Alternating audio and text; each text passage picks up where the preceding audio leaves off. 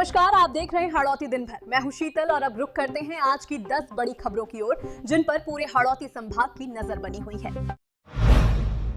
गेहूं खरीद में अव्यवस्था पर सख्त। ऊर्जा मंत्री एफसीआई को लगाई फटकार। क्षेत्र में गेहूं खरीद प्रक्रिया में आ रही बाधाओं को लेकर ऊर्जा मंत्री ने समीक्षा बैठक में कड़ा रुख अपनाया। एफसीआई अधिकारियों को नियमों के अनुसार काम करने के निर्देश देते हुए मनमानी पर नाराजगी जताई। मंत्री ने काले दाने वाले गेहूं की खरीद में डील के बावजूद ओपन मार्केट में बिक्री पर सवाल उठाए। खरीद केंद्रों पर बारदाने की कमी, मजदूरों की कमी और वाहनों की लंबी कतारों को लेकर तुरंत सुधार के निर्देश दिए गए। किसानों को किसी भी तरह की परेशानी न हो, इसके लिए व्यवस्थाएं दुरुस्त करने और लापरवाह अधिकारियों पर कार्रवाई की चेतावनी दी गई। कोटा में आवारा कुत्तों का बढ़ता आतंक, बच्चों पर हमलों से दहशत। कोटा शहर में इन दिनों आवारा कुत्तों का आतंक लगातार बढ़ता जा रहा है। शहर के विभिन्न इलाकों से डॉग बाइट्स की घटनाएं सामने आ रही हैं, जिससे आमजन में भय का माहौल है। खासकर छावनी क्षेत्र में हाल ही में कुत्तों के झुंड ने मासूम बच्चों पर हमला कर दिया, जिसमें बच्चों के चेहरे, पीठ और पैरों पर गंभीर चोटें आई हैं। स्थानीय लोगों के अनुसार कुत्तों के झुंड खुलेआम गलियों और कॉलोनियों में घूमते रहते हैं और अचानक राह चलते लोगों, विशेषकर बच्चों पर हमला कर देते हैं। इस समस्या के चलते अभिभावकों में गहरी चिंता देखने को मिल रही है। वहीं नगर निगम प्रशासन सुप्रीम कोर्ट की ABC animal birth control guideline के चलते सख्त कार्रवाई करने में खुद को सीमित बता रहा है। नियमों के अनुसार कुत्तों को पकड़कर उनका नसबंदी व टीकाकरण कर वापस उसी क्षेत्र में छोड़ा जाता है, जिससे तत्काल राहत मिलना मुश्किल हो रहा है। दूसरी ओर जब भी निगम द्वारा कुत्तों को पकड़ने की कार्रवाई की जाती है, तब कई NGO और पशु प्रेमियों द्वारा विरोध किया जाता है, जिससे अभियान प्रभावित होता है। लगातार बढ़ती घटनाओं के बीच अब स्थानीय लोग प्रशासन से ठोस और प्रभावी समाधान की मांग कर रहे हैं, ताकि बच्चों और आम नागरिकों की सुरक्षा सुनिश्चित की जा सके। ऑपरेशन क्रिमिनल डस्टिंग के तहत कैथून पुलिस की बड़ी कार्रवाई। अवैध पिस्टल के साथ आरोपी गिरफ्तार। कोटा ग्रामीण पुलिस ने ऑपरेशन क्रिमिनल डस्टिंग के तहत बड़ी कार्रवाई करते हुए एक आरोपी को अवैध देशी पिस्टल के साथ गिरफ्तार किया है। पुलिस अधीक्षक कोटा ग्रामीण सुजीत शंकर के निर्देशन में यह कार्रवाई की गई। जानकारी के अनुसार पुलिस थाना कैथून ने विशेष टीम गठित कर मोहम्मद रिजवान उम्र 35 पुत्र अब्दुल सलाम निवासी मेघवाल बस्ती भीमपुरा हाल तलाई पाड़ा कैथून को 19 अप्रैल 2026 को गिरफ्तार किया। आरोपी को दाई मुख्य नहर से तेजाजी मंदिर जाने वाले रास्ते के पास से पकड़ा गया, जिसके पास से एक अवैध देशी पिस्टल बरामद हुई। यह कार्रवाई अतिरिक्त पुलिस अधीक्षक राम कल्याण मीणा के सुपरविजन तथा वृत्ताधिकारी राजेश डाका के निर्देशन में थानाधिकारी मनोज सिकरवार के नेतृत्व में की गई। पुलिस ने आरोपी के खिलाफ प्रकरण संख्या 152/2026 के तहत धारा 3/25 अयुद्ध अधिनियम में मामला दर्ज कर जांच शुरू कर दी है। पुलिस अब आरोपी से पूछताछ कर यह जानने का प्रयास कर रही है कि वह अवैध हथियार कहां से लाया और इसके पीछे कोई अन्य। थर्मल प्लांट में भालू का हमला, ऑपरेटर पर पंजा मारकर किया घायल।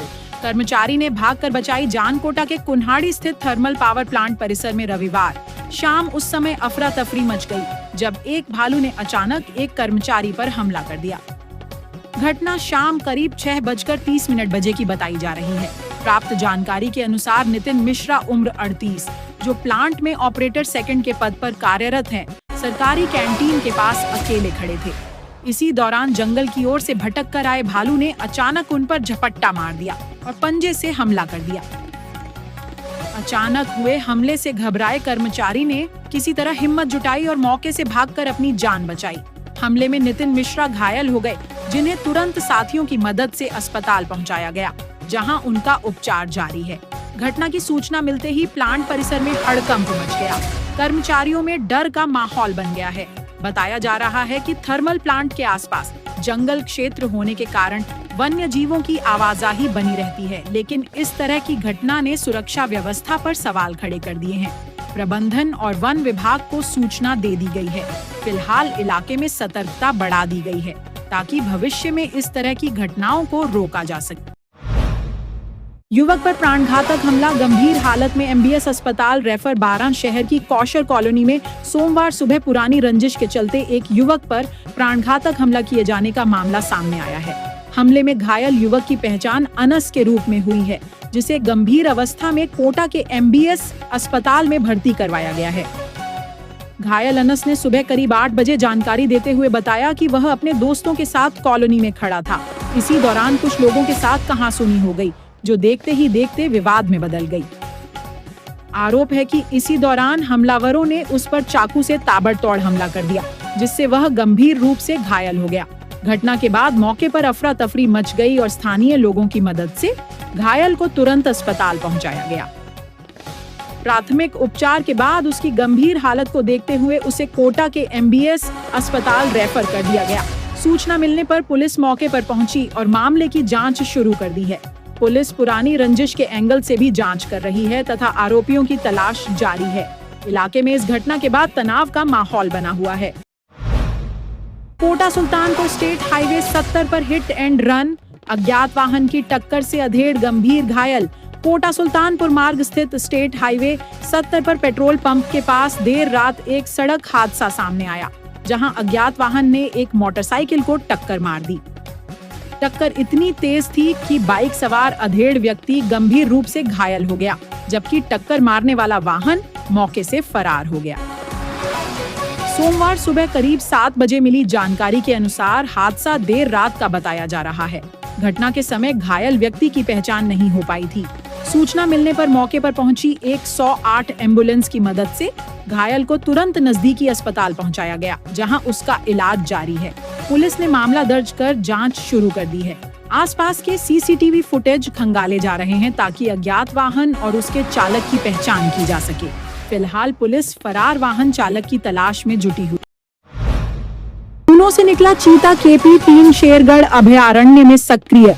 परवन किनारे किया शिकार चीता KP3, जो कूनो नेशनल पार्क से 22 मार्च को बाहर निकलकर बारां जिले की सीमा में पहुंचा था। इन दिनों शेरगढ़ वाइल्ड लाइफ सैंक्चुअरी में लगातार सक्रिय बना हुआ है। वन विभाग से मिली जानकारी के अनुसार रविवार को चीते ने परवन नदी के किनारे जंगल क्षेत्र में 2 खरगोशों का शिकार किया और दिन भर उसी इलाके में विचरण करता रहा। परवन नदी के आसपास उसका मूवमेंट लगातार ट्रैक किया जा रहा है। शेरगढ़ वाइल्ड लाइफ के रेंजर जितेंद्र खटीक के मुताबिक चीते की 24 घंटे मॉनिटरिंग की जा रही है। वन विभाग की टीमें करीब 500 मीटर की सुरक्षित दूरी से उसकी गतिविधियों पर नजर बनाए हुए हैं, ताकि किसी भी प्रकार की अप्रिय स्थिति से बचा जा सके। 10,000 रिश्वत मांगने वाला पटवारी केस दर्ज। ट्रैप से पहले ही हुआ फरार। बूंदी जिले के इंदरगढ़ क्षेत्र में जमीन का रिकॉर्ड ऑनलाइन चढ़ाने के नाम पर 10,000 रुपए रिश्वत मांगने वाले पटवारी रामकिशन मीणा के खिलाफ एसीबी ने मामला दर्ज किया है। शिकायत सत्यापन में रिश्वत मांगने की पुष्टि होने के बाद ट्रैप की योजना बनाई गई, लेकिन आरोपी शक होने पर मौके पर नहीं पहुंचा और पत्नी की बीमारी का बहाना बनाकर फरार हो गया। एसीबी ने जांच डीएसपी हरीश भारती को सौंपी। टीचर के घर में घुसकर हवाई फायरिंग, एक आरोपी ग्रामीणों के हत्थे चढ़ा। छिपा बड़ौद उपखंड के अमलावदा हाली गांव में शनिवार शाम एक टीचर के घर में घुसकर हवाई फायरिंग की घटना से हड़कंप मच गया। आरोपी पप्पू बसेड़ा और ब्रिजमोहन बसेड़ा टीचर सुरेंद्र मौर्य के घर पहुंचे थे, जहां पप्पू ने फायरिंग कर दी। गोली की आवाज सुनकर ग्रामीण मौके पर पहुंचे और पप्पू को पकड़कर पुलिस के हवाले कर दिया, जबकि दूसरा आरोपी फरार हो गया। पकड़े गए आरोपी की तबीयत बिगड़ने पर उसे अस्पताल में भर्ती कराया गया है। पुलिस मामले की जांच में जुटी है। जहरीले जीव के काटने से किसान की मौत, गांव में शोक झालावाड़। जिले के डग थाना क्षेत्र के हरनावदा गांव में खेत पर काम करते समय जहरीले जीव के काटने से 40 वर्षीय किसान तूफान सिंह की मौत हो गई। परिजन उन्हें बेहोशी की हालत में अस्पताल लेकर पहुंचे, जहां डॉक्टरों ने मृत घोषित कर दिया। घटना के बाद गांव में शोक का माहौल है। तो ये थी आज की 10 बड़ी खबरें। अब दीजिए हमें इजाजत। कल रात ठीक 8:30 पर फिर होगी आपसे मुलाकात नई खबरों और ताजा अपडेट्स।